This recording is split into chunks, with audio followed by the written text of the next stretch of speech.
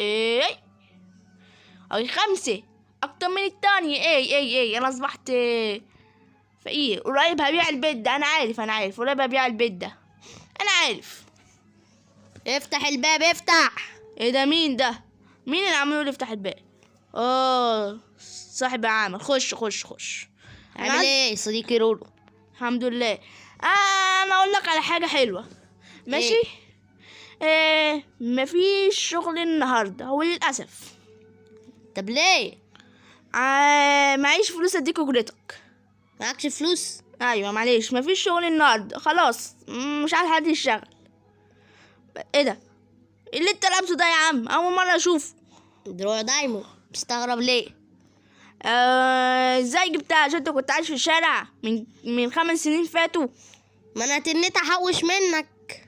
انا كنت عمال ابدر وانت تحاول